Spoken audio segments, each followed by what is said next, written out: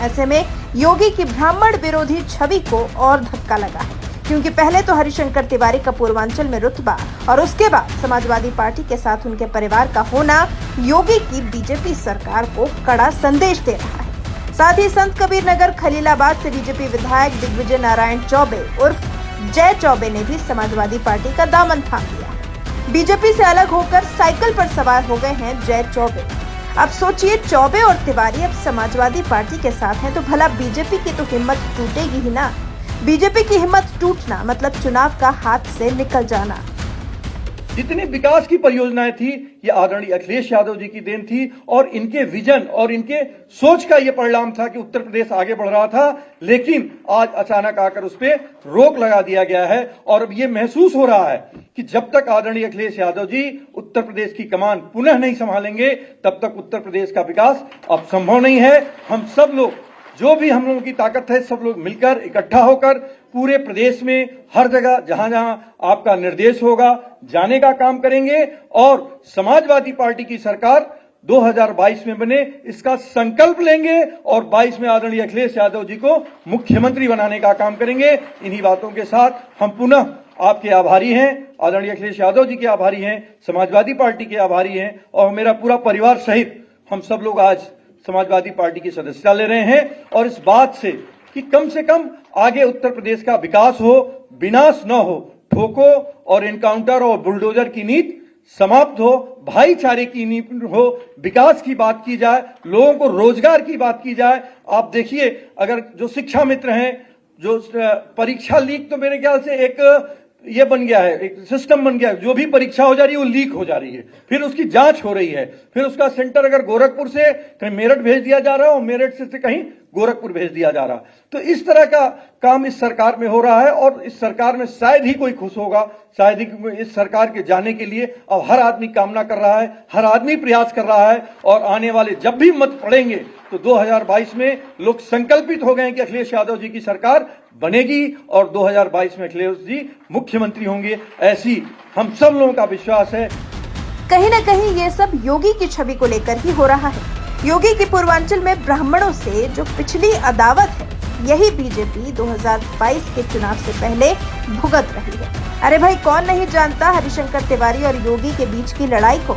वो योगी ही थे जिन्होंने बाहुबली हरिशंकर तिवारी के घर हाथा पर छापा पड़वाया था। हालांकि योगी कुछ बिगाड़ नहीं पाए थे उनका, लेकिन उसके बाद से ही योगी की छवि एंटी ब्राह्मण की और ठाकुर समर्थक की बन गई। ब्राह्मण वर्ग ने तभी से योगी से किनारा कर लिया और अब देखिए उसका असर ये दिख रहा है कि कहां बीजेपी का वोट बैंक हुआ करता था ब्राह्मण वर्ग, लेकिन अब ब्राह्मणों का झुकाव समाजवादी पार्टी की तरफ दिख रहा है। और भला ऐसी कौन सी पार्टी है जिसने ब्राह्मणों को साधने की कोशिश ना की हो।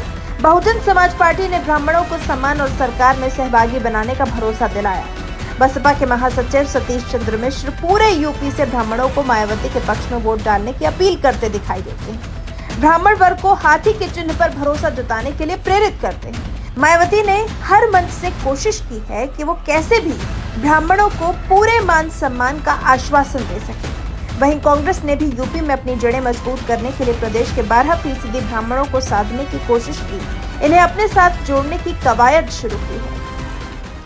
मैं राष्ट्रीय अध्यक्ष जी का इस बात के लिए और बहुत ही तहे दिल से शुक्रिया और स्वागत करता हूं कि आज पूरे उत्तर प्रदेश में श्री वीर शंकर तिवारी, श्री गणेश पांडे जी, श्री विनय शंकर तिवारी जी को ला करके इन्होंने साबित कर दिया कि अगले चुनाव में पूरा ब्राह्मण समाज श्री अखिलेश यादव जी के राष्ट्रीय अध्यक्ष के साथ रहेगा।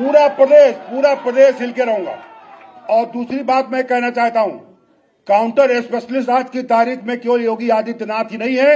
मैं आपके सामने नमूना खड़ा हूं, पूरी मीडिया पता कर लेगी। 2002 में राजनाथ सिंह कुशल तिवारी जी हमारे मंच पर थे। उनके 2002 में राजनाथ सिंह भगतराम मिश्रा को भी काउंटर कराना चाहते थे, इन्होंने बचाया था। 2 महीना भगतराम मिश्रा वर्सेस राजनाथ सिंह चला था। और सबसे बड़ी बात ये जान लीजिए कि वहीं बीजेपी ने भी कोशिशें बहुत की, लेकिन अड़चन पैदा कर रहे हैं प्रदेश के मुख्यमंत्री योगी आदित्यनाथ और उनकी छवि। सीएम योगी की छवि ब्राह्मण विरोधी है, जो किसी से भी छिपी हुई नहीं है। बीजेपी चाहकर भी इस छवि को जनता के बीच बदल नहीं पा रही है। पूरे प्रदेश में ऐसा माना जाता है कि योगी ने ब्राह्मण के हित में कोई काम नहीं किया, जबकि ठाकुरों को हमेशा ब्राह्मणों से ऊपर करने की ही कोशिश करते रहे।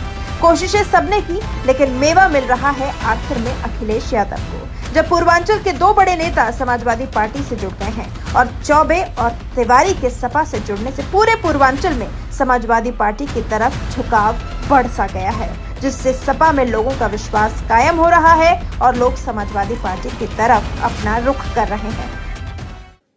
बहुत इसके साथ हमें कहना पड़ रहा है, दुख के साथ कहना पड़ रहा है कि ये जो सरकार है अपनी जिम्मेदारियों पर, जो जिनकी जिम्मेदारियां होती हैं, पहले उन जिम्मेदारियों का ये हिसाब दे दे,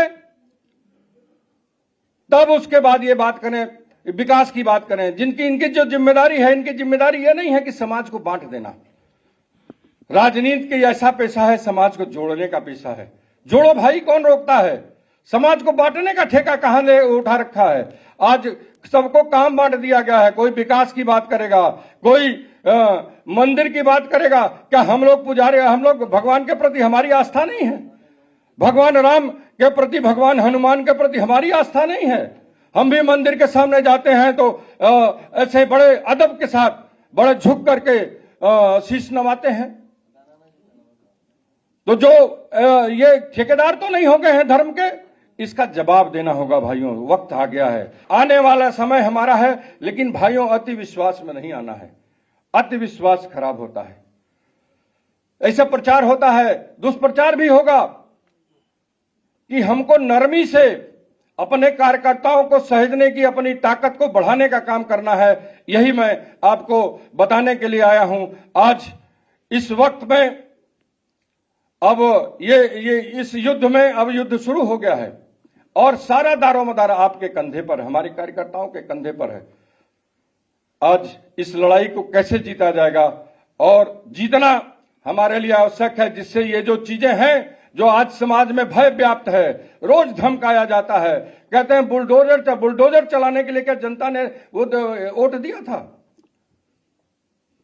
विश्वास जीतने के लिए वोट दिया था। विश्वास से आज जनता की कसौटी से ये लोग हट गए हैं। आज इनको जवाब देना है।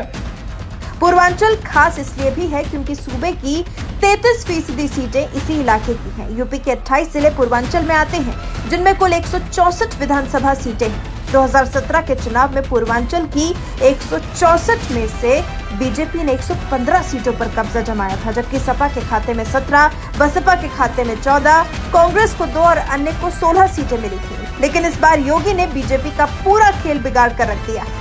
अब आपको यहाँ ये भी बता देते हैं कि प्रदेश में ब्राह्मणों को साधने में हर पार्टी क्यों जुटी हुई है, क्यों ब्राह्मण प्रदेश के लिए इतने जरूरी हैं। तो आबादी के हिसाब से देखें तो ब्राह्मण समुदाय का यूपी में वर्चस्व रहा है। यूपी में ब्राह्मण वोट बैंक करीब 11 से 14% के बीच है, जो जाटव और यादव वोट बैंक के बराबर है। कहीं कहीं ऐसा भी है कि ब्राह्मणों का वोट बैंक 15% से भी ज्यादा है।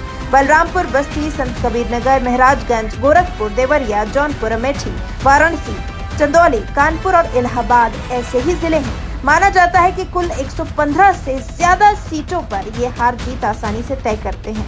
अब आप ही अंदाजा लगाइए कि 403 विधानसभा सीटों में से 115 सीटों को साधना यूपी की राजनीति में कितना अहम होगा। लंबे समय तक ब्राह्मण किंग मेकर रहे हैं। 90 के दशक के पहले यूपी की राजनीति कांग्रेस बनाम अन्य की रही, क्योंकि ब्राह्मणों ने कांग्रेस को भर भर कर वोट किया। इसका अंदाजा आप ऐसे लगा सकते हैं कि अब तक 21 में से 6 मुख्यमंत्री ब्राह्मण ही रहे हैं, वो भी सभी कांग्रेस से ही।